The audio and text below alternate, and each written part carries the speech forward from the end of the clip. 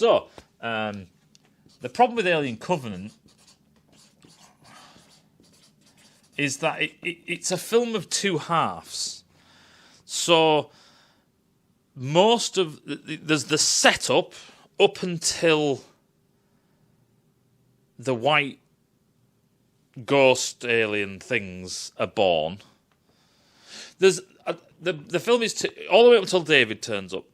So that's the beginning. That's the setup, and then there's the cause and then the effect part of the film, and the cause is where most of this video is going to sit and discuss. The second half, the effect, there's nothing there. There's the only thing you can just talk about really is a lot of physics, a lot of blocking, a lot of setup, and a lot of just action stuff that's good or bad. So, the vast bulk of this video is going to be the first half, up until when David appears. And then we'll briefly just jog through a few bits and laugh, and then that'll be that. Unlike Prometheus, which is kind of constant information, constant dribble, constant shit that doesn't make any sense. Right now, off the bat, Prometheus is worse than Covenant, and I will very, very, very, very briefly explain why. Prometheus is trying to be pseudo-intellectually, aren't we clever? There's a lot of effort. You can tell there's a lot of effort put into Prometheus. An awful lot of effort has been put into Prometheus. And you can tell that the lines have been... There's a lot more dialogue in Prometheus. There's a lot more draft. You can tell there's been quite a few drafts, rewrites. Where Covenant is just... Oh, they didn't like Prometheus. Probably too intellectual for them.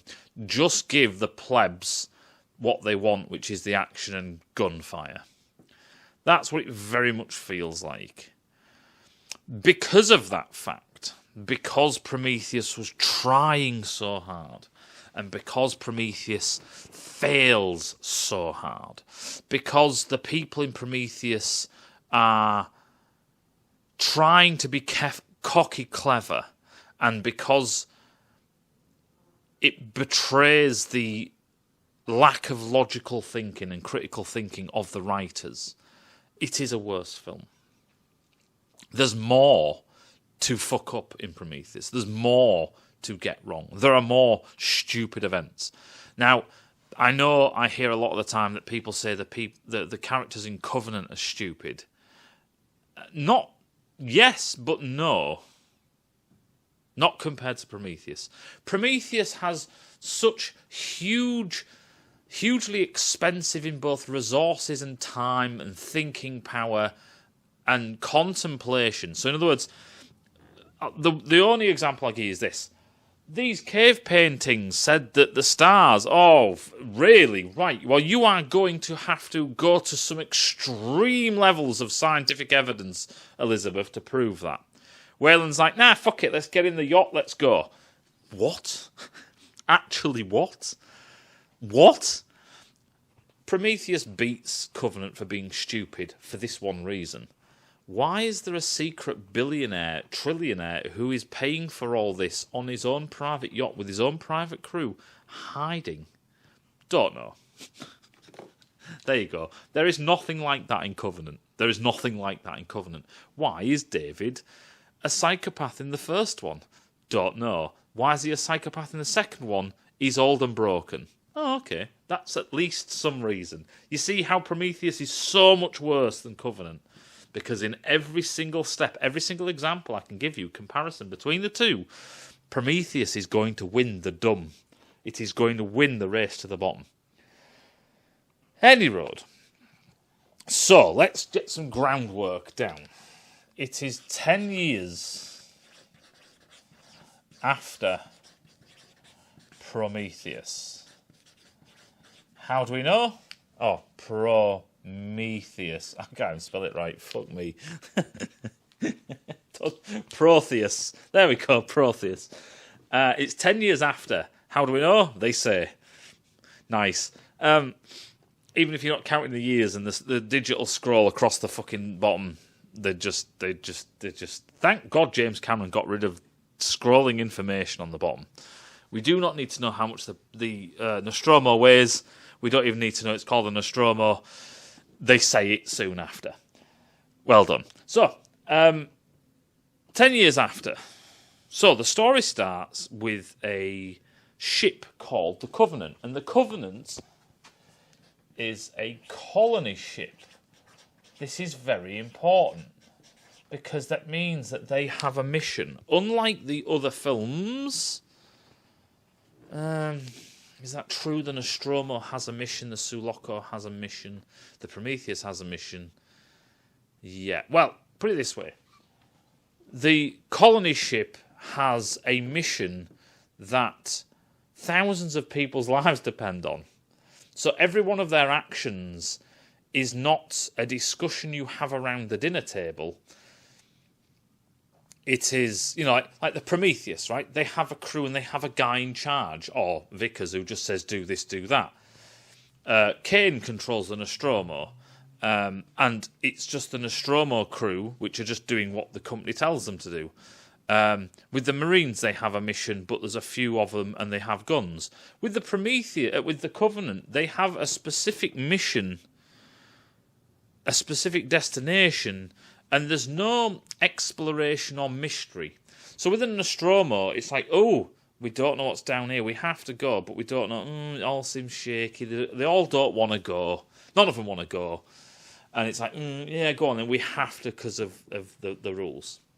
In Aliens, it's, where they are. That's all I need to know is where they are, right? They're cool. They're pumped. Let's go fucking do this ship mission and get back home. That's what they do. They're sacking it off. Alien 3, we don't have that because we don't have a ship. Really, we just ditch the Sulaco because you can't vent the ship and put out fires. Don't worry about that.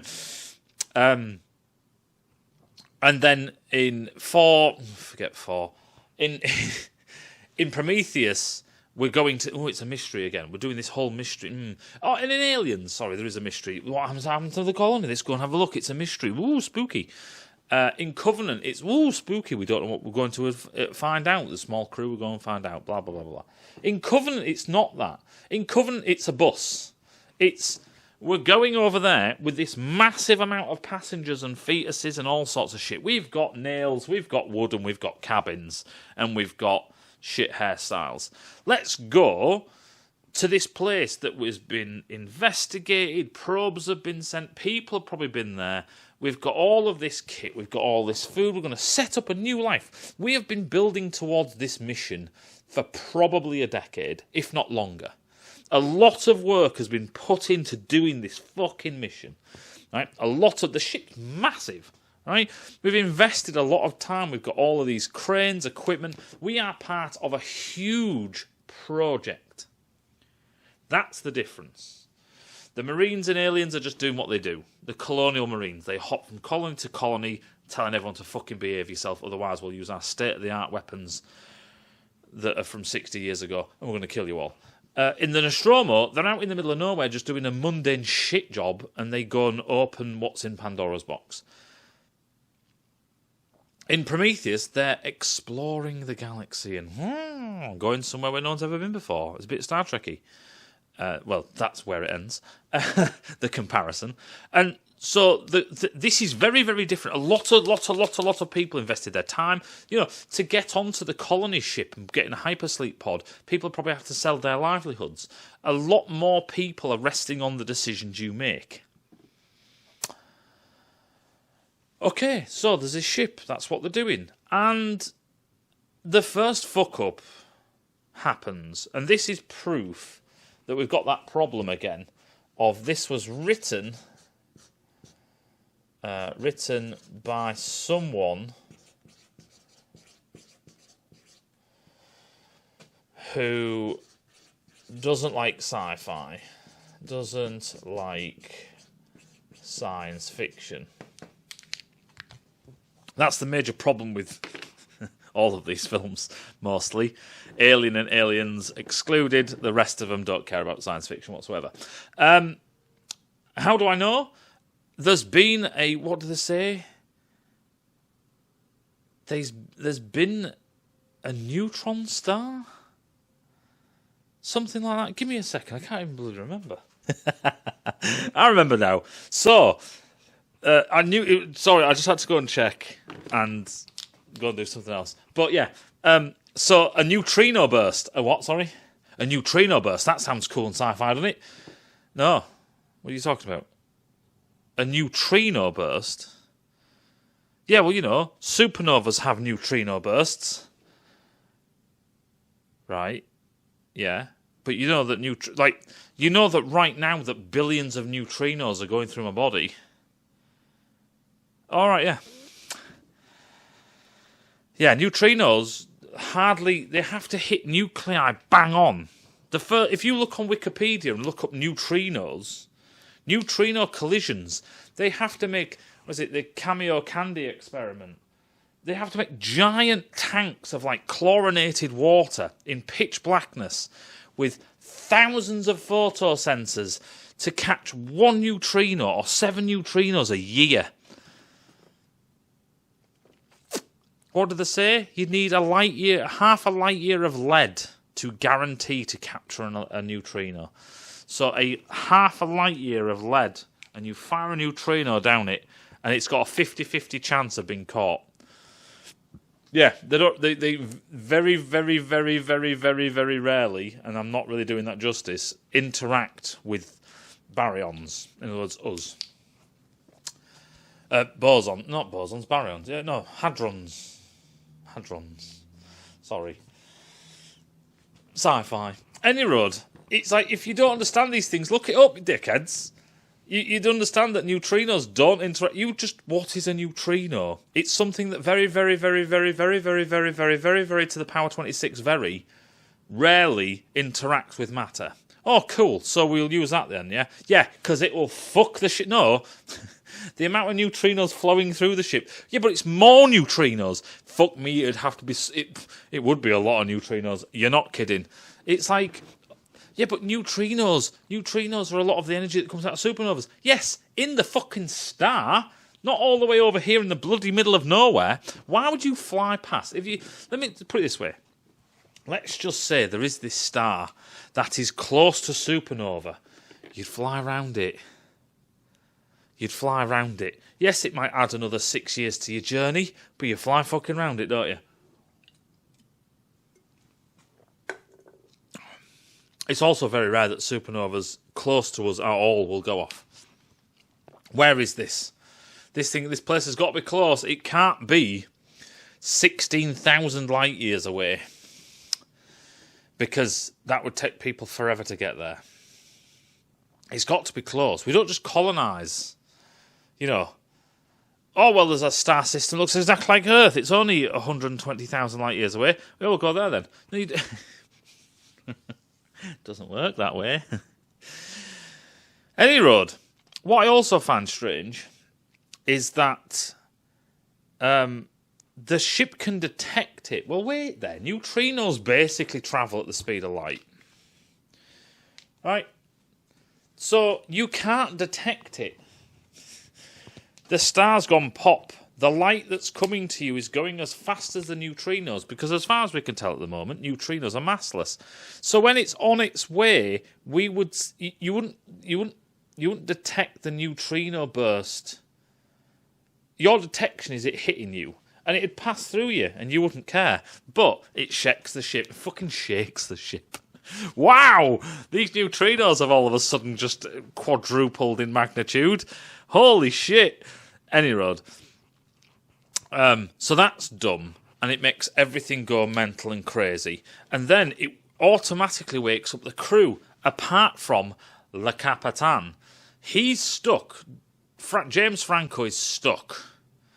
And they even have this claw thing that pries the lid off that for some reason doesn't work. Oh. how do I say this? You've fucked up. You've gone fucked up. The cryopod then sets on fire. Why did you put petrol in a cryopod? I don't understand. What did you put inside it that made it burn so much? A person? No, the person's not on fire. It's as if the gas inside is on fire. Who's been pumping butane into our escape pod? Why? You see, this is the whole point, right? Is what the writers were trying to do is we need a reason for this very, very, very, very important mission to detour. If they get a signal like they did in Alien, everyone's going to say, well, this is just a copy of Alien. Instead, they get a signal very much like Alien, so this is a copy of Alien. Oh, fuck yeah. But it's like we have this guy, this religious guy, who now becomes the captain, and he makes the decision to go down to where this signal is coming from. But you could have just had James Franco do that.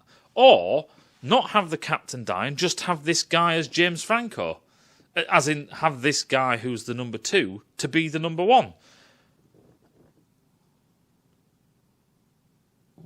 What? From a writing point of view, I don't know why we've added all of this shit. Why have we added all of this extra cream onto our cake? Why have we added all of this rubbish? We've added all of this shit to it. Let's make sure our captain guy has a religious thing. Whatever. We'll get there. So,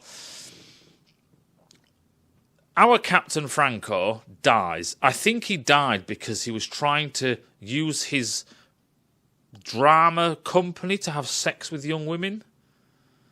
I really don't see why that's that bad. Unless I've misunderstood what he was doing. He was making a drama school. He is an actor. He is a successful actor. Fuck me, he's been in Spider-Man. That kind of successful. And he's like, hey, you're hot. You're in my drama school. Do you want to fuck? And they're like, no. And he's like, I don't know what he did. They go on like he did something bad. I don't know what he did. I think at the time, because of the Me Too bullshit, it is bad to ask women if they want to fuck. Oh, these are sad times. Anyway, so James Franco has set fire in his microwave. Sorry, did I say microwave? I meant sleep pod for some reason. Anyway, he dies. They all get sad. And then the new captain, fuckface, is like, look at them spending literally a minute mourning her husband and the captain. So what now? They're in space. Everywhere takes weeks to get to. Why is everyone in a rush? But the ship's fucked. The power's not working properly because, get this, the solar sail is damaged. Right. How close are you to other stars? Oh, you're not. Right. So surely this thing has a fusion or a fission reactor in it, right? Yeah? So what was the sails for? What's the solar... You're so far from a fucking... Well, the closest star blew up. Yes. Maybe it catches neutrinos. Who fucking knows? So, the solar sail, the tin foil, it's aluminium tape with Kapton on it. The tin foil parachute is damaged. So, Cowboy Fuckface, he's so annoying in this.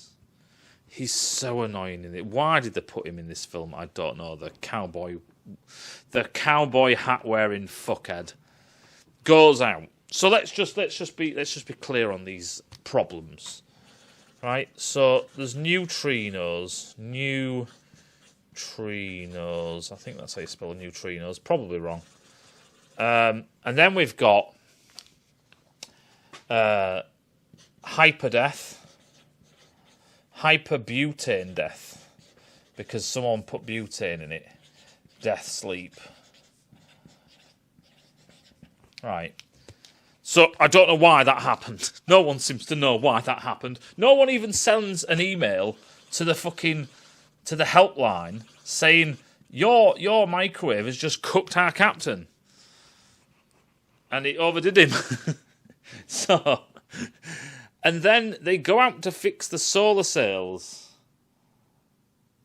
I don't think the neutrinos. It's not like potatoes. I don't think it needs an E. Sorry.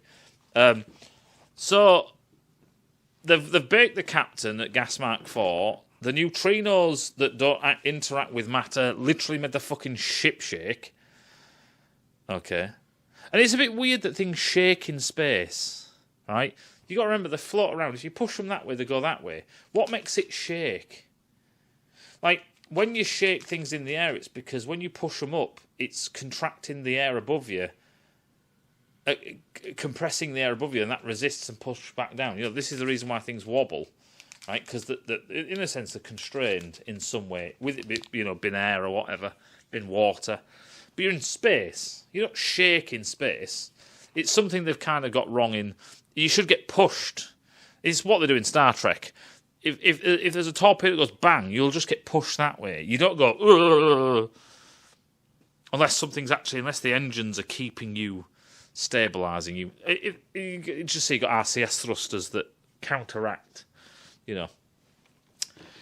whatever, who cares? So, yeah, things don't generally shake in space, right? It's not what happens to free bodies in that aren't in microgravity environments. You don't shake. But maybe it's artificial gravity. I don't know why the whole ship would shake. It's not been attracted to anything, but whatever. So, the solar sails are damaged, and I do like this because they go out in the little EVA and they just pull the cables tight. I didn't actually see him do unless he hooks it on. I can't remember seeing him do anything like repair anything. Nothing's torn, ripped, knackered. You got to give it to at least one thing in Event Horizon. The ship has got fucking literal holes in it, and they actually have to patch them up with rivets and plates of metal and silicon sealant. Can't proper bodge that motherfucker. But right, try the ship. Oh no, it's leaking. At least there's that. Event Horizon isn't one of the best sci-fi films, but I get a feeling that there's a lot more sci-fi in Event Horizon than this. Oh, Alien Covenant was so much more expensive. I think it was 120 million, and this is back in 2015 or wherever the fuck it was. Disaster. So we've got the solar sails thing that they fix, and then Cowboy Crapat is floating in space, and he picks up a signal. Well, actually, he picks up karaoke, but it's a signal that really is just a recording, and really it's just someone singing. So really, it's an audition tape. It's an audition. How do you spell audition? Audition? I don't know. That's how you spell audition. It's an audition tape, a bad one, a bad, shitty recording. So he panics, goes back to the Covenant after he's done he's put the clothesline back up. It's fallen, all the socks are on the floor, and oh fuck, he's done all that shit. He goes back to the ship and goes, oh my god, I got a signal. Why didn't we? I don't know. Maybe it's because I'm a bit further from the ship. What? Don't know. For some reason, it's a thing, right? It signals. No one understands signals, really. They pretend they do. All these radio guys, they pretend they do, but no one understands it, really. So they get back to the ship, and he goes, oh my god, it's a John Denver song. Okay, where's it coming from? It's coming from that planet over there. That planet that, for some reason, which is a massive mystery, right? It's a mystery planet. I don't understand. It's a big 6,000 question marks, right? Why? I don't understand. Why was it... Well, they cloak the planet from humans probing it. Well, they don't when we fucking go past it. When we're 7 weeks away from it, we can fucking see it. I can physically see it. Oh, yeah, it's from there. Why is this not on our charts? Now, I've heard people say it's not on your charts because there's evil things there. How did the humans know that, you fuckhead? That doesn't make any sense. You would just say, there's that planet, there's that planetary system, don't go near that one, it's dangerous. If that was the case, but they don't, they say it just doesn't exist. Don't know why. I think they don't understand what space is.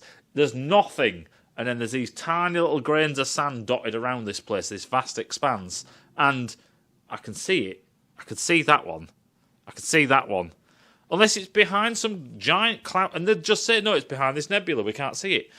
Which they didn't. Which you would have thought they did. For some reason, the writing team on Alien Covenant, Ridley Scott's writing team, seemed to think that fucking star systems can hide. Not behind nebulas. They can just hide. They just turn their back. Like that. Fuck it, you can't see me. If I don't make eye contact, they can't see me. What? Why is that retarded? What? Well, sorry, why is that retarded? I know why it's retarded. Why is that? Why did you write that? That's retarded. Oh, my brain at this point was already going, oh, this is going to be amazingly bad. But comparison to, well, these stars on these pictures, it's an invitation to people who made us. No, you see, Prometheus is dumber, right? Prometheus is always dumber. The Signal, at least it is audio, and at least it is a John Denver song, and at least we understand that Elizabeth Shaw sang it because we know that she knew that song. That's all believable. Well, it is 2100. So is it believable that Elizabeth Shaw knows a song that was basically 100 years before her? Possibly, maybe a great-granddad loved it. Who fucking knows? The big thing is that this audition tape has roots. We know who Elizabeth Shaw is. She comes from Earth. Maybe she does know John Denver songs enough to sing them. Maybe she would be singing when she's on a spacecraft on her own. I can see that. Aliens are pointing to a thing around civilizations all around the world. We found this star system that's hiding that no one can see because we managed to match up the stars. If I get a fucking piece of card and poke holes in it and I can match up to fucking loads of stars, right? You just put it over a star map and so you go, oh, they all line up. There we go, that'll do. What the fuck are you talking about? Prometheus is so much dumber than Covenant, so I don't want to hear people say Prometheus isn't as dumb as Covenant. It's not. It's the other way around. I'm sorry. There's just too many things that are just too fucking stupid. But regardless, Mystery Planet dips out of nowhere. Hello. It's making eye contact this time, and they then proceed to have this argument about, but I'm the captain, and you should listen to what I'm saying. And she says, well, I'm going to put an official complaint in. I will note it in the log. No, you don't understand. We need to have more of a discussion than this. We are talking about derailing the whole idea. You know, I'm trying to think of a good example. Like Christopher Columbus wanted to find India by going that way, not that way that everyone knew. You imagine saying something that would derail him, and instead of going to the Caribbean, he decided to go to South Africa instead. You imagine what you'd have to do to convince him of that. You know, you imagine trying to convince. The Spanish found the new world, and you imagine all of these people that when I need to go to this new place they call Cuba. I need to go to this new place they call Haiti. I need to go to this new place they call Panama or wherever, you know. And then you just end up in London. What did they say that to convince you? You know, it'd be like Neil Armstrong landing the fucking Eagle. The Eagle has landed in fucking 5 miles down the road from Alice Springs. Neil, what are you doing? Well, I know the entire Gemini missions were building up to landing on the moon. I know that we've tested this thing to land on the moon. I know we've learnt everything about the moon. I know that my patch and the Apollo, All of these things are related to the moon, but I thought, fuck it. Me and Buzz thought, fuck it. And we went and landed in Australia instead. Why? you get what I mean? It's like, there's all... And you got to remember, with Buzz and Neil Armstrong, and all of everyone working, not just them two, just everyone working for the Apollo mission, were trying to put a man on the moon. But there's three of them in that Saturn V, not 2,000 people plus a couple of thousand embryos. So he goes, he just on a whim. Well, I reckon we go check it out. It's like, I don't. Oh, okay. Well, I'll note that down in my personal diary. You've got to have faith. Now, this is a big point of contention. Right? Faith. The whole film, you will get the sense from the film that this is the theme of the film. You've got to have faith. Oh, is it? Or do we just fucking ignore that and never ever bring that up ever again? Do we never bring up his religious convictions ever again? Yeah, we don't. Shit, that's a good point. Why the fucking hell did you mention it then? It's Chekhov's AK-47, right? We mention it, and it just rusted and got left to rust. We just fucking abandoned it. So she, and you're like, oh, hang about. She's not that stupid. He might be, and he says all kinds of dumb shit to his wife. They didn't trust me. They didn't trust me to lead this mission. They don't believe a man of faith can be in charge of such a mission. That's why they put you in. That's why they put you second in command. What do you mean? Who wrote this? Who wrote this junk? Right? Second in command. Or as we used to call it, 2 ice cream. Right? That's the thing I ain't heard in a long time. 2 ice cream. You're second in command. What do you mean they'd never trust you? You're second in command. If anything happens to Franco, like, I don't know, he's a sex pest, or he molests kids, or he burns inside a microwave that he was hoping to sleep inside, but hey presto, it's actually a fucking convection oven. Or if he gets ill, if he's asleep, if he's ill, if they can't get the lid off his cryopod, he's safe inside. He hasn't set on fire yet, but they just can't get the lid off. He's like, hello, help me out. You know what I mean? And it's just like, you'd be in command because you're 2 ice cream. What the fuck are you talking about? They wouldn't trust me to lead such a mission, but here I am in command and only one person had to be incapacitated or died.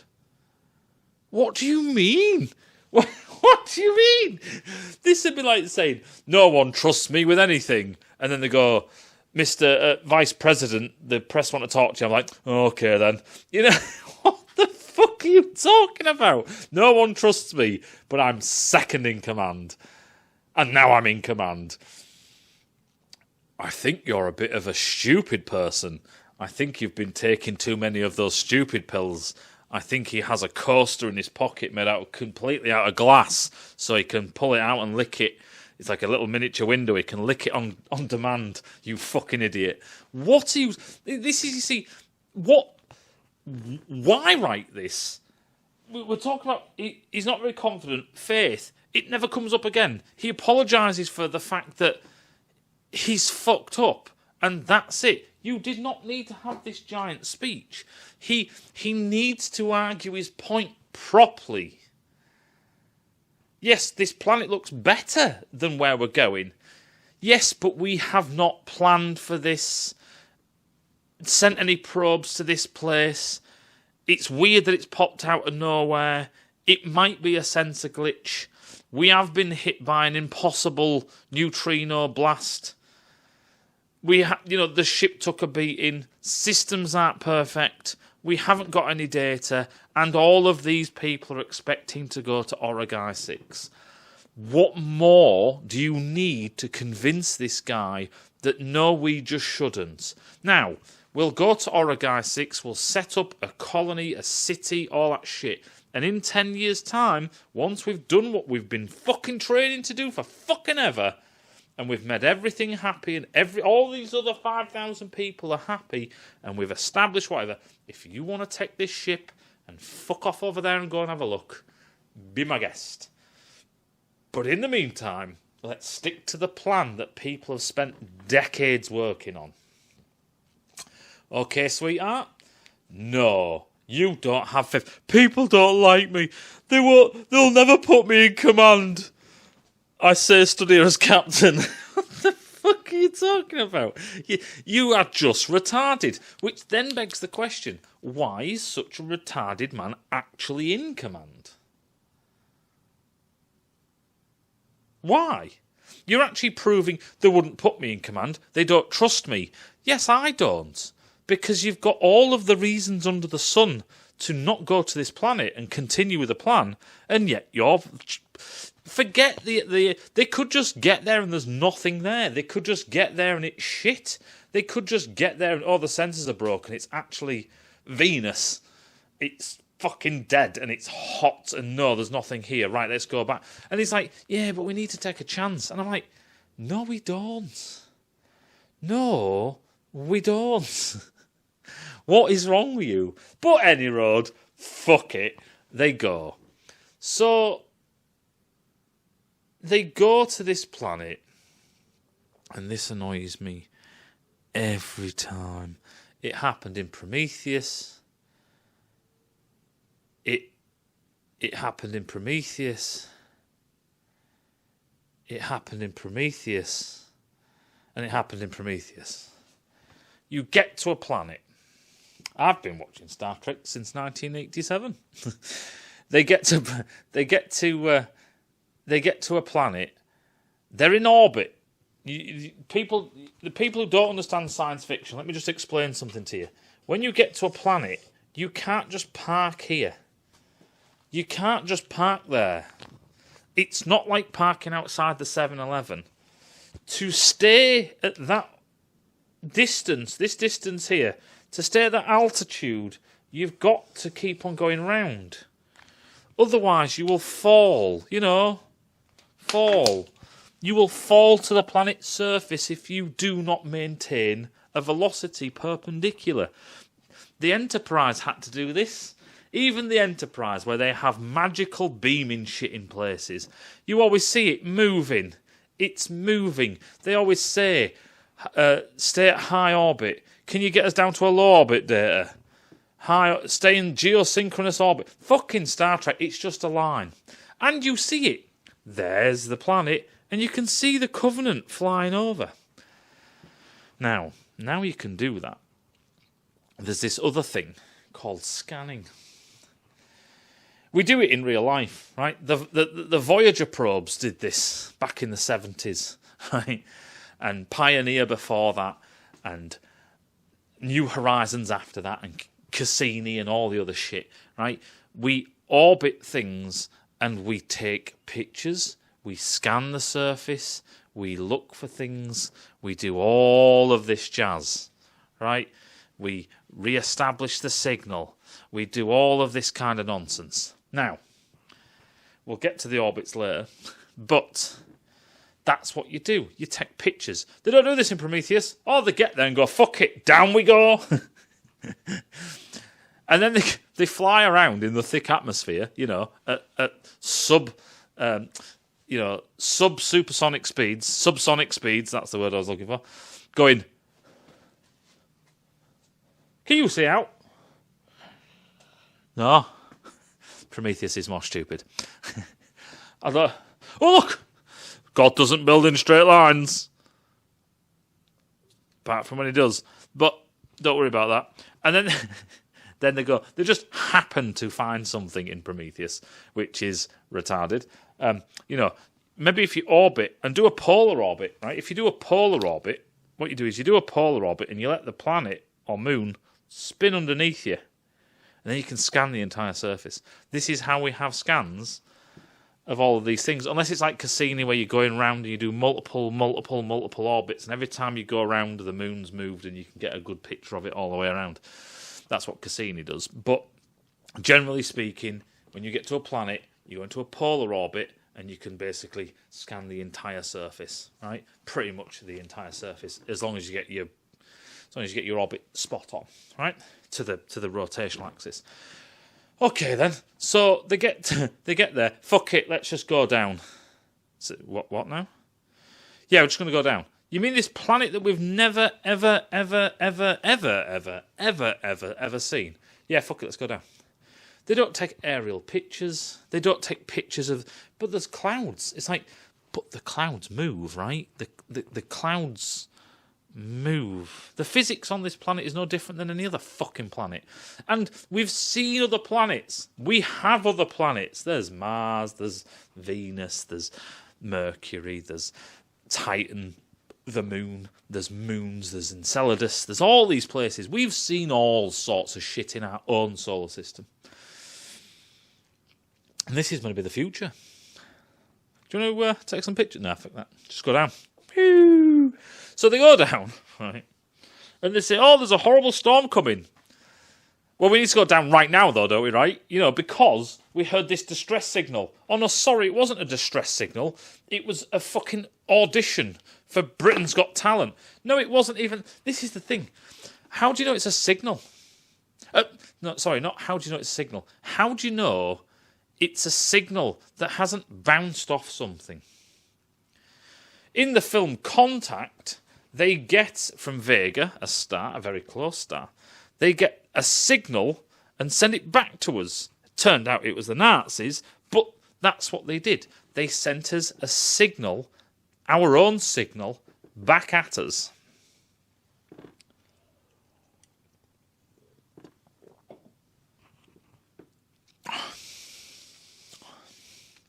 I don't know with wibbly wobbly space signals that are sent from, because this is the weird thing. Elizabeth Shaw is in the Bone Ship. She's sending out recordings of her doing auditions.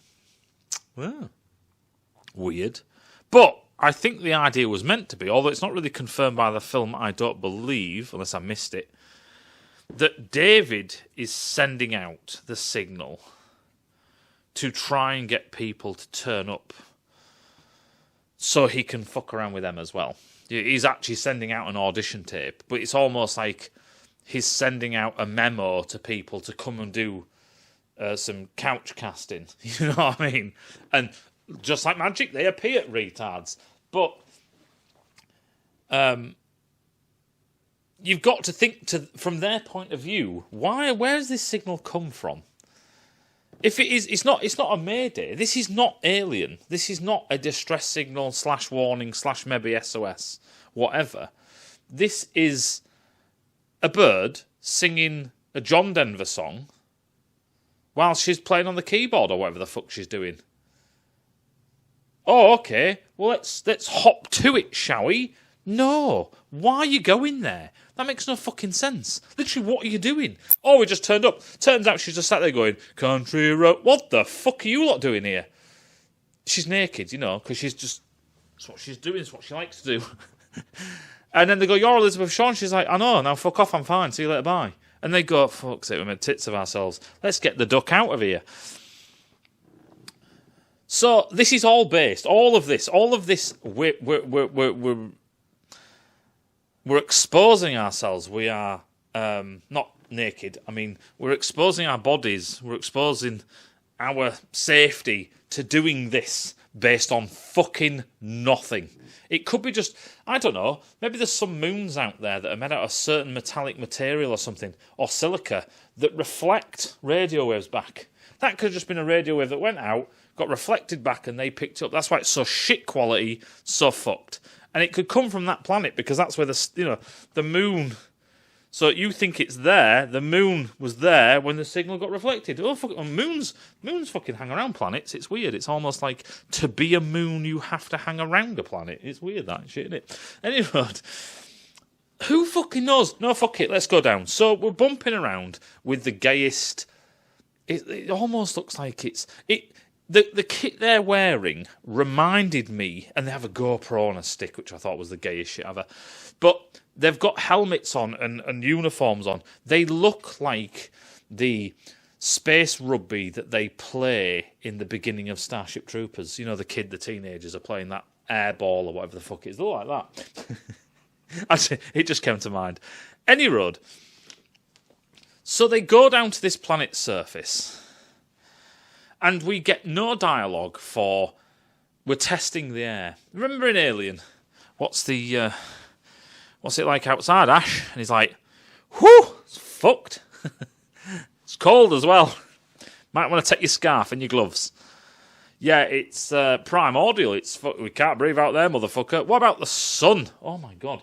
And he tells them it's wrong, but he gives them the surface gravity, he gives them the planet's diameter, he gives them how long the sun takes to come up, so basically the rotational period of where they are.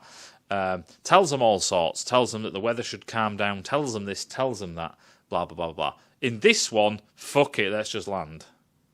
Now, I know that the writers think, oh, that's all geek nerdy shit. It's like, science fiction, you fuckhead. We live off this geek nerdy shit. The more information, the better. Look at Wikipedia. Look at all the Star Trek Wikipedia shit. People fucking love it. They crave it. People buy technical manuals on things that don't exist. So, science fiction thrives on the details. Do you want to talk about tachyons and photon torpedoes? You want to talk about reverse polarity shields or, modulating shields and all this kind of shit? You want to talk about deflector control? You want to talk about all this shit? You want to talk about 10mm explosive tip caseless and that? You want to talk about any of this kind of stuff? We fucking crave it and love it. You want to talk about even like kyber crystals inside fucking lightsabers that if you get your blood on it, it might turn it gay and turn it red. Let's not go there.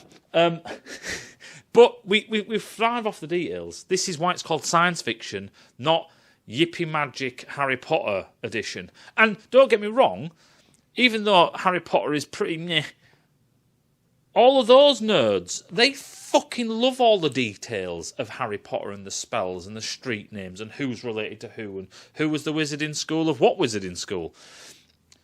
Lord of the Rings, those crackpots, oh, well, that's Isildur's brothers, monkeys, uncles, bat-fisted Gandalf's dog's fucking all-seeing eye stone. Yeah. That's from Valamir with the secret ice crystal of Gondor. Fuck knows. But they love that stuff. But they're like, nah, we said neutrinos once. Fuck that. Let's get on with the dumb. So they land on the surface with these stupid flappy hats. I don't know what they thought that was. It's like this, right? It's not real. It is a film. It has some artistic flair to it. Make it look cool. I'm not an MCU fan at all, but the Iron Man suit looks cool. I'm sorry. It's a sci-fi digital mechanical thing, but it does look cool, right?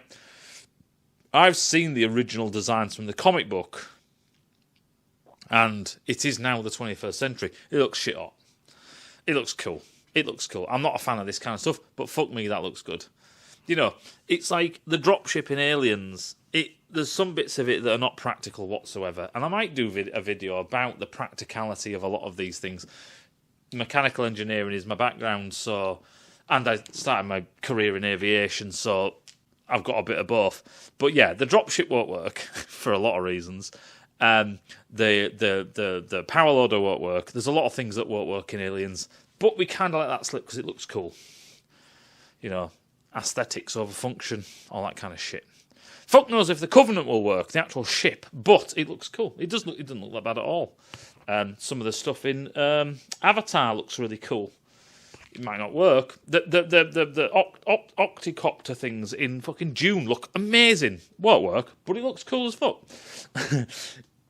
It's just the way it goes. And you can let these things slide as long as it has that, yes, it's not the most practical thing ever, but it looks cool. Those dickhead hats might be practical, but they don't look cool. And this is a visual medium. And the whole point of those hats is a visual thing. They look shit. Sort that out. But no, they've got these, the dweeb hats on, which is what I think. Because they restrict your vision. You want your peripheral vision when you're doing shit like this, but no, fuck that rubbish. They get there, don't test the air, don't test the water, don't test anything. They just start randomly touching shit. Now, this is the weird thing. What I believe happened was this. In Prometheus, when they all take the helmets off because the computer said that the atmospheric composition was XYZ minus the carbon dioxide. So the guy goes, well, fuck it, let's just experiment, take my helmet off. Woohoo, look at me breathing. And then everyone's criticism of that was this. Ridley Scott, are you retarded? They're scientists. They wouldn't expose themselves to the air, for the simple fact is that they don't know about fucking pathogens, because this is testing molecular composition, not fucking pathogens and diseases, fucking all sorts, you twat. And he went, we could use that as a plot point. And that's what he did. Which, you've kind of got to give him 1 star out of 50 for at least turning a criticism on its head and turning it into a plot point. However, he missed the point. The point, Ridley, is that we were calling you a retard because the scientists in Prometheus, that's why it's worse, the scientists in Prometheus were being dumb. And instead of you seeing that as a criticism of a mistake you've made, you thought, that's a good idea. Not that you were dumb, that we can turn that into a plot point. Missing the fact that you're dumb. And it makes your characters look dumb. So you just double down. Like a twat. But at least in Covenant, they're not scientists, really. Not like the top of the game Prometheus crew. So they just walk down this ramp. And don't land your spaceship in water. Because are you sure it's water? It could be fucking acid for all you fucking know, you twats. But no, fuck it. There could be creatures in there, like some big fucking Cthulhu thing that might just eat the fucking retarded. So, they then just trot through hopefully this is water and not corrosive or poisonous or whatever. And then and there's this thing. So there's basically alien world safety. Right? There's alien world safety. Proper dumb. Proper dumb. But then they get there, and what they do is, there's this, I don't understand this scene. I really, really, really don't understand this scene. It's one of these question mark scenes again. Right? And it's the corn, wheat, whatever you want to say. He says, this is human vegetation. No, we didn't. No, it's Earth. It's Earth vegetation. It's from Earth. It's not human, right? We didn't invent it.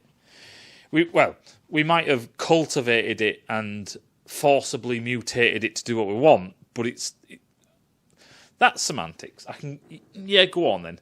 But it's like this thing. Who fucking planted that? That's number one. Why? That's number two. David doesn't need it, and this has been planted now. Like, within a harvest's worth. But it brings up loads of other questions. You do realise that for plants to grow, that they need NPK, nitrogen, potassium, NPK, and phosphorus. First, my brain went to sleep then. Right? They need NPK, they need water. Now, if there's metallic elements in the water, like aluminium dioxide in the water, or if there's sodium silicate in the water, or if there's anything that isn't the shit on Earth, it's probably going to kill your fucking plants. Also, bacterias or alien bacterias or whatever they may be, alien viruses, alien anything, will kill the crops. The acidity of the soil will fuck it. Everything could... The fucking soil could be caustic for all we fucking know. But no, you look around and all the trees and all the grass and all... It just looks like it was filmed in New Zealand. Oh, so... Bad choice. So, this is what you have CGI for. CGI people could make the forest look just different. You have the original shot and then just lay over it slightly so the trees look different. Back in the day, on this planet, we used to have corn trees that actually weren't trees. But we used to have these big fucking things. We've had vegetation on this planet that looks so much different to what we have today. Giant fungi, giant all sorts. Why don't we see that? They have this thing called CGI now, where it's really easy to do this stuff, and we've never seen anything really that's any good. Give me an alien world that's close to what we know, but it's obviously alien. Pandora is the closest we've ever fucking got. And that's shit. Because, the art direction is fantastic. It's a shit film. Why? It's just laziness. Just fucking laziness. Make it look like just something. And when they go up close to it, make fake flowers and plants. They don't have to be mental, just different. So they don't look different colours, just slightly. It's mostly green with these weird little jazzy bits. Pandora is a good example. There's loads of random stuff that's close. You could get loads of stuff that is coral, but make it on land and change it ever so slightly, so it looks cool. No, can't be bothered. So, who's planting this? David. Why? Who for? Himself? He doesn't need to eat. Why? It's all collective in one field. It's being grown at the same time. It's not patchy. It's a full field. Do we ever find out? Does it mean anything? Does it make any sense? The answer to all of that is no. Oh. It's Chekhov's machine gun again, his AK, just sat there for no fucking reason. Okay, moving on. So, they set off. And why didn't you... How far is it? Oh, it's just another 2.5 clicks up that hill. Why don't you fucking park the fucking taxi closer then, you soft cunts? Oh, well, there was nowhere flat to land. Drop us off. A rope ladder. A rope to hang ourselves with. Fuck it, who cares, eh?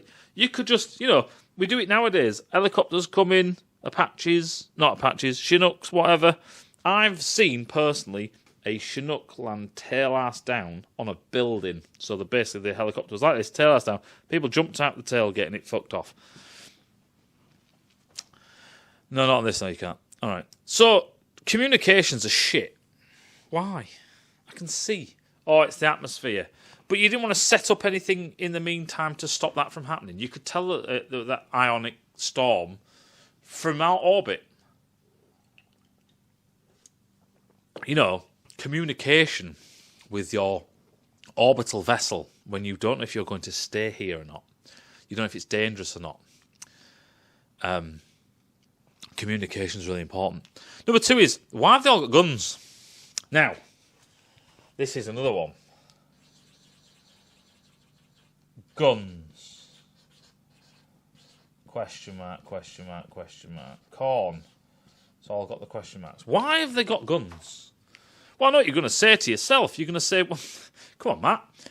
They have guns just in case it's dangerous. Well, that's strange because they don't take all of the other precautions you would if you thought it was dangerous, but instead we've all got fucking guns.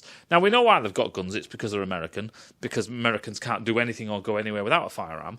But if you're taking guns, then you take precautions, all the other ones.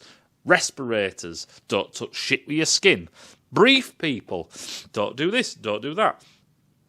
How come they're going on foot when in Prometheus they had loads of buggies?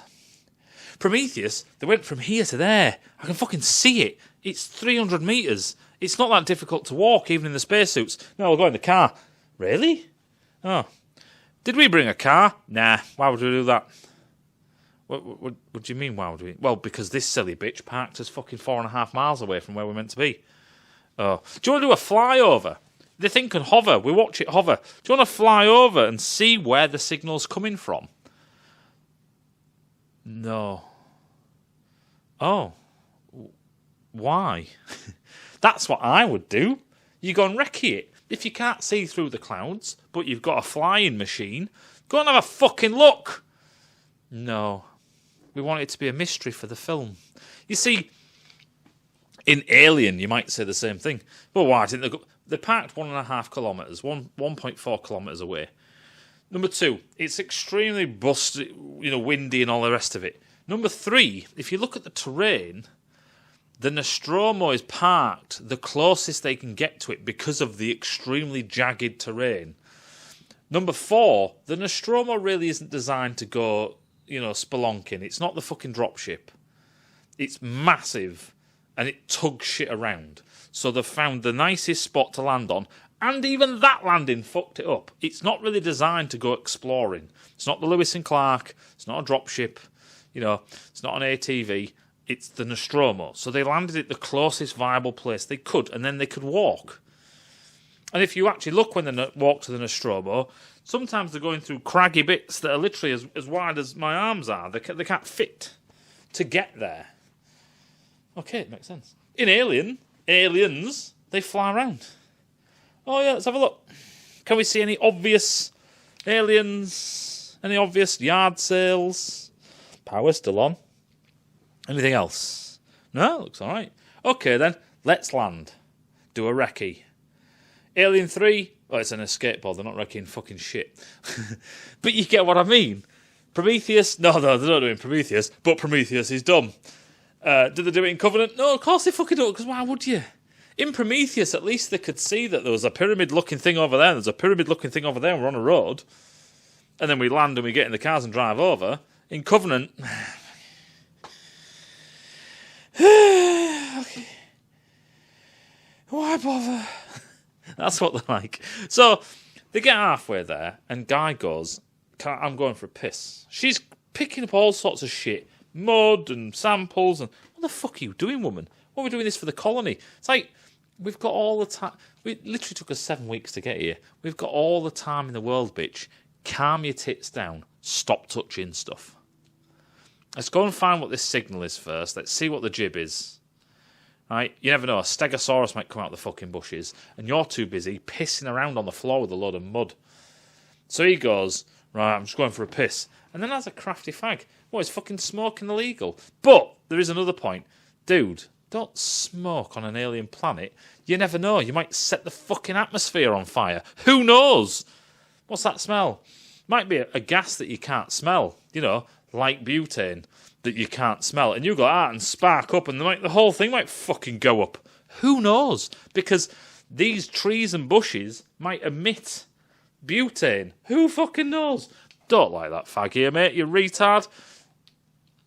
And he's like, fuck off. Polluting straight away. Good man. You doing?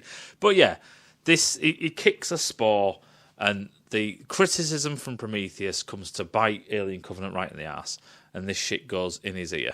And it seems to be staring. Ooh, it's this dust, and I'm like, fuck off. Dust particles have a brain. No. Please. And it goes between the cells of his ear, between the skin cells, and he goes, ow. Like you'd feel that, you bell end. Fuck's sake. You can slice yourself with a scalpel. Place I used to work, we used to have diamond scalpels for eye surgery. You could slice your finger on that and never even feel it. And I mean, just go, oh, fuck me, that's gone all the way through. Didn't feel a thing. Didn't feel a fucking thing. Because that blade used to cut so sharp. You never felt the thing. It never tore any of the cells. It used to just cut them. Ow. Any road. But it wasn't ow, because I didn't even fucking feel anything. So, yeah. A little tiny little thing going between the cells in my skin in my ear. Get the fuck out of here. They start trotting on. And it's this cliche. He is fuck. Look at him. Oh, he's fucking dying. He's like, yeah, I'm okay. Yeah, I'm okay. It's like, dude, you're not, are you? Come on. Fuck's sake. You've gone off a cliff instantly. At least say there's something wrong with you, but no. Anyway, the rest of them carry on, and then they come across another thing, and he's like that, flicking this little testicle. Oh, it went on my nose. Doesn't say a word. They get to the bone ship, and I'm sorry, but that bone ship looks like it's been there for 10 years. Everything's covered in water. Life outside has come in. Did you leave the ship and just leave the door open? What? Where's the doors on this fucking thing? In the original, it's the fanny lips. There's 3 fanny lips, and they're open, so they walk in, almost like someone left the airlock open or something. Who knows? But in this one, it's just like it's got a big open bit in the side of it, like it's split its side or something, but it doesn't look broken. They all walk in, and life has just moved in. There's moss everywhere. It's like, how long has this thing been here? It looks like it's been there 50 years. But she's been missing 10 years. What, did she crash the first week? I don't understand. Then we get the flashback, and then you don't understand why they crashed at all. But whatever, we'll get there. So, they push some buttons, and it shows you a hologram. And they go, oh, that's where the signal comes from. We've sorted that one. It's Elizabeth Shaw. Moving on. Oh, okay. And then we start getting... Everyone starts freaking out. And they take the first guy back. And this is where the dumb really starts to... The clownery. I don't understand. It's proper slapstick shit. They bring him into the ship. And then he's freaking out. And then this thing goes through his back. You know, the hardest way to get out. And it happens within like an hour. Maximum. More like 20 minutes. It comes out through his back. And then everyone starts slipping on blood. And all sorts of shit. And I was just like, all right. We're really progressing into stupid now. This is just... There's nothing really to say because... It's all just action. There's no real writing to this. It's like, the script is, and they die. You don't write all of these actions down. It's just, and they die. And they're discharging weapons at pressurised gas canisters. They're running around slipping in stuff. Like it's attacking, you just do this. You'd fight back, you stupid cow. Fucking stab the fucking thing. Do something. But no. Why'd she go in to try and shoot it? Just leave it in there.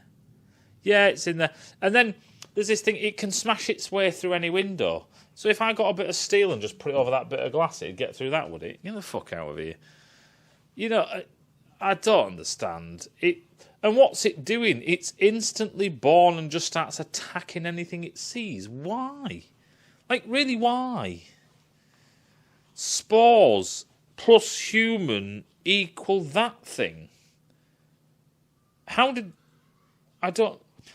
black goo degrades people, but then also makes them... It doesn't make... Again, Prometheus' fault. So, as they're coming back, this other guy has a spaz fit, and then he bursts it out of his mouth. For some reason. Different way now. And then they've grown up to almost teenager size in the space of about 10 seconds. And then they shoot like retards. It bites the Walter hand off and melts it to a stump. And David turns up, gives it a flare, and they run away for some reason because they don't like flares. Don't understand why. That's obviously the flashing out of these firearms. These really old-looking guns as well. They look like the fucking AR-15s from now. But at any rate, that's all that. So now we've reached that point where all of the setup stops.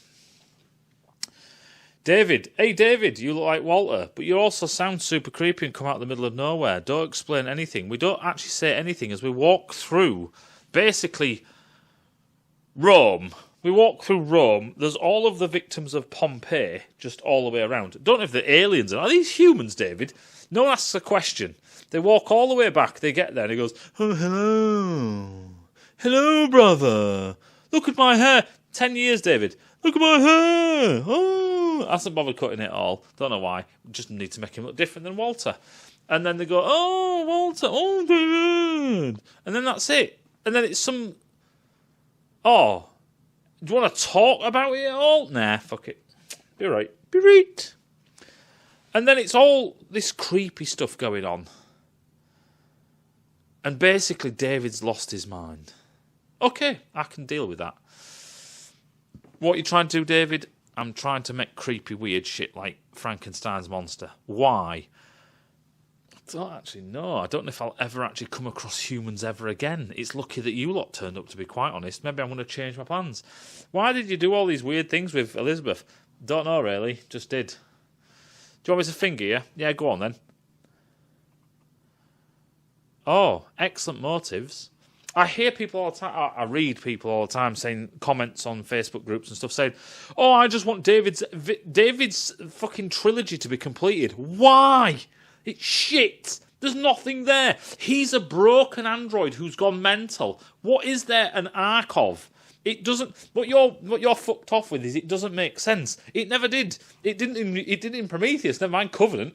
All that Covenant does is just stack on more shit, more daft ideas. Oh well, the reason why David's a psycho is because he's gone mental. Oh, cool. What more do you need? David's a fucking nut job. Yeah, but what does he do with the colony ship? Fuck knows. Crashes it into the sun because he's mental. Oh, okay. The alien looks goofy as fuck. Don't show the alien outside. Everyone does all these clowning around things. The alien does a catwalk pose as it walks through the cargo bay, and then she goes oi, and then it just turns into a spaz and it jumps everywhere really fast. And then we do the whole I'm gonna duck, and the alien jumps and it goes into space and dies, I think. Then we get the it's really me, I'm Walter. No, I'm not Walter, I'm David. And then he regurgitates baby facehuggers. Sorry. When did facehuggers turn into Tamagotchis? They just did. Oh, and the one thing I missed out, which is absolutely fucking stupid, it's so dumb that it's not even worth really talking about. Hey, look at these eggs. This is what I've been doing. And then all of that's dumb. But then he goes like this and puts his arms out. And the fucking alien does. Which is not a chest burster. It's an alien. Who cares? Like, what an absolute fire. All of that shit doesn't... And then we have a fight between two androids. It's basically the Matrix all the way... Towards the end of the film, we have a bit of a Matrix moment. And they go, oh, you don't know if it's David or Walter who survived. It's like, yes, I do. You're that shit, it's going to be David. I put £1 million on it's going to be David. Oh, look, it's going to be David. I don't even know if I'm that excited because I've won £1 million. It's like, you know what I mean? Fuck's sake.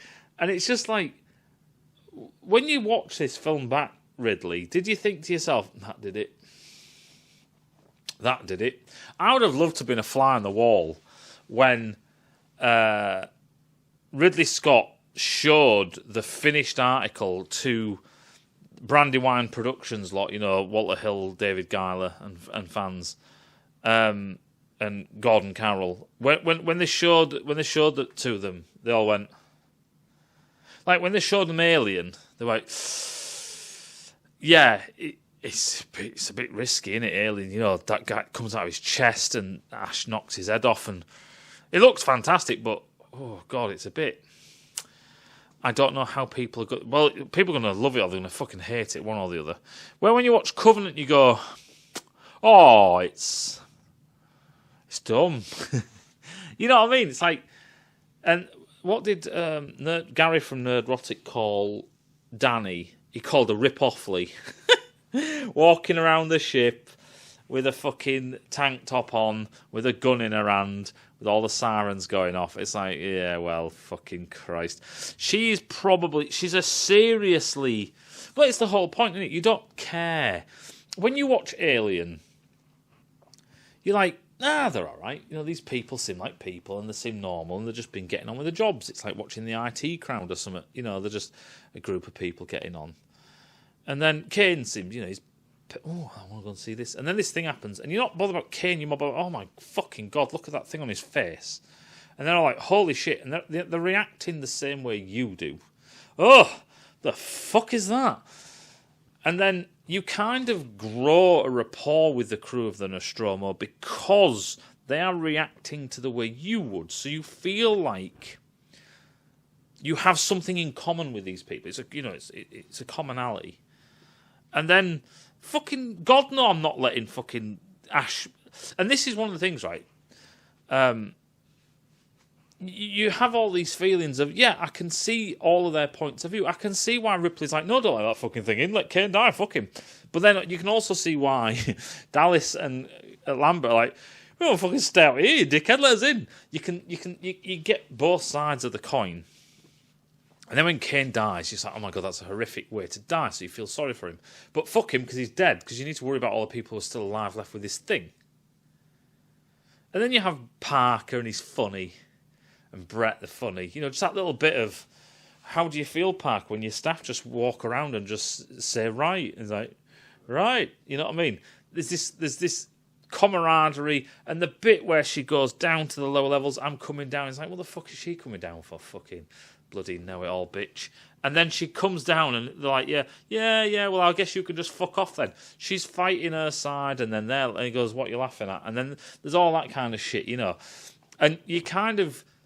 It's not much, but you kind of... I like these kind of... These people are fine. These people are evil people. They don't make ridiculous, stupid decisions. Then you watch Aliens, and you've got all these characters of people are loud and proud and full of it. Vasquez is cool as shit, and so's Apon. Drake's cool as shit. Fucking...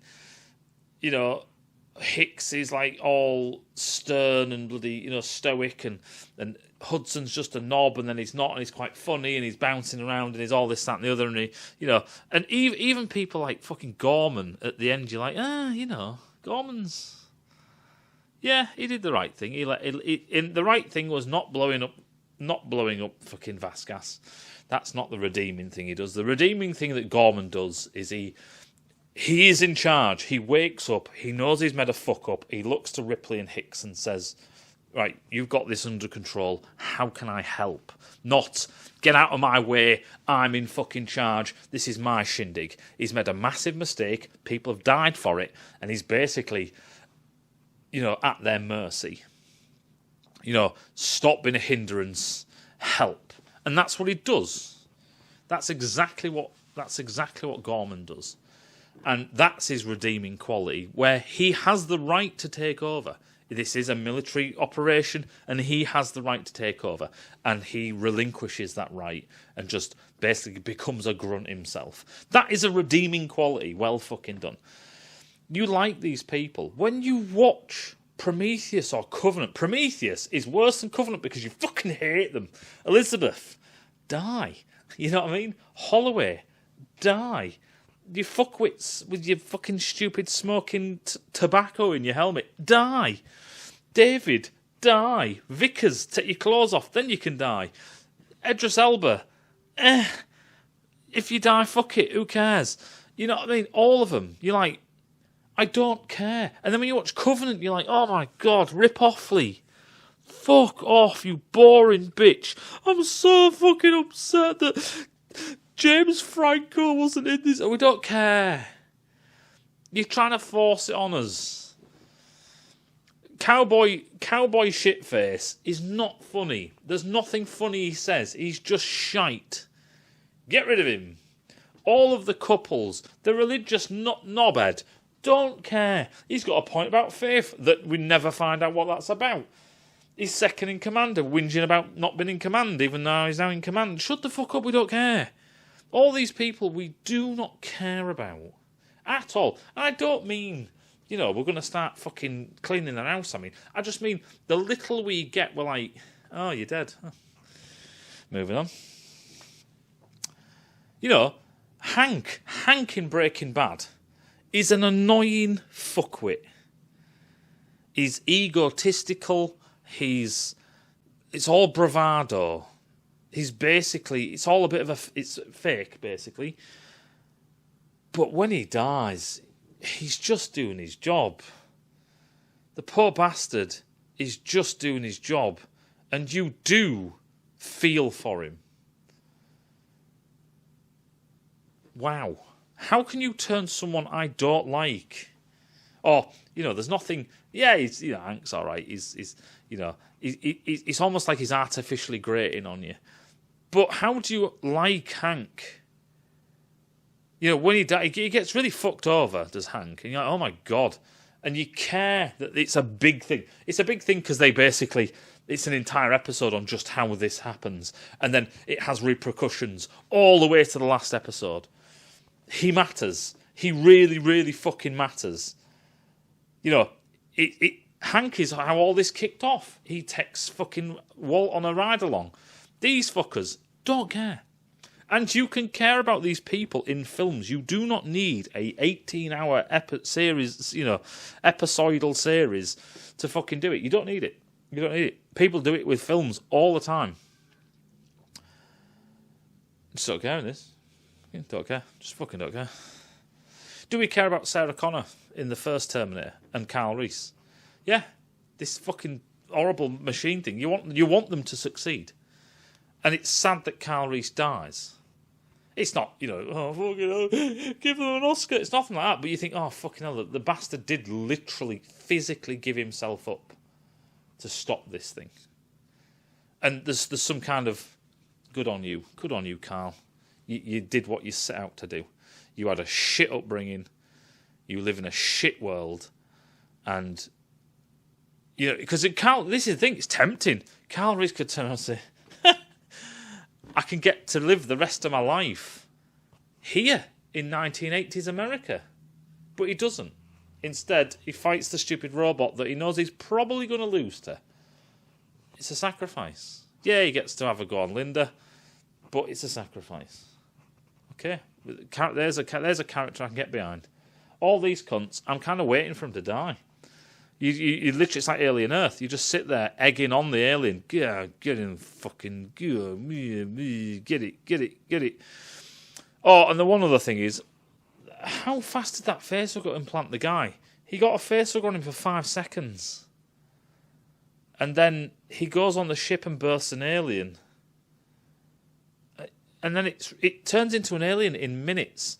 Then they have this... When I first ever saw the shower scene advertised in the thing, I thought, ooh, that might be quite cool. It felt like they're on a ship and we're getting back down to violence, the physically naked, bit of titty, violence, alien violence, load of blood, alien violence, creep around on a ship. I thought, maybe Alien Covenant might be all right. That shower scene thing, this feels like a space horror type. No, it's wank. Absolute wank. Absolute fucking wank. And it was because what really spoiled it is it was a mixed race sex scene. I'm not starting. I'm only kidding. No, it was a mixed race thing. I'm only kidding that it bothers me. I don't care. I think he was gorgeous. He's hot chocolate, and that white bitch can fuck off. But it was nothing. They're just fucking in the shower. I didn't even know they were a couple. Did not know they were a couple. Right? It's not like they've got some fucking, beige kid running around saying mum, and you go, oh, that must be her husband. There was nothing. There was no setup whatsoever. I can't remember if they even said anything of them being a couple. Now they're in the shower, getting the finger blasting going on, and then the alien kills them, and it was just wasted. Extremely wasted. It didn't kill them for any particular reason, just that they're there. There's a bit of blood. And I was like, oh, that was shit.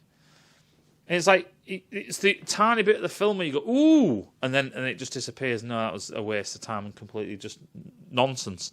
Oh, nice. I love it when films are nonsense. And then the whole death of it was just boring and just you flung it into space again. It'd be nice if you killed one for once. Actually killed it, like smashed its head with something. Like trapped it. Fucking in Aliens, Ripley ran over a fucking alien with a bloody car. With the APC. it'd be nice if they killed it. I know it skewers the aliens on the thing, but it fucks it off into space. And it's just like, I wanted something a bit more... Like, what happens if they killed the alien, but it caused a major fucking hole to appear and it cracked the ship in half? And then it starts to spat and it starts to re-enter the atmosphere. It's like, oh my God. And then the crash and then they wake up on the planet. Then that's the end. Oh, that'd been a bit nicer. Skate pods, a bit more. Oh, yeah. You know what I mean? Like, you spent all this time, but no, we have to do this stupid thing where David's regurgitating fucking Tamagotchis. Oh, that was painful. I would have liked to know what the plan was. Just the plan. I don't want to see a fucking film. Just the plan of what they were going to do with Tamagotchi David. Oh yeah, one thing, because I'm done with this turd. David says, when we got there, I stand there, all these vases, for some reason, smashed together and met the black goo, cover the planet or something in the goo. And then what happened? You just crashed the ship.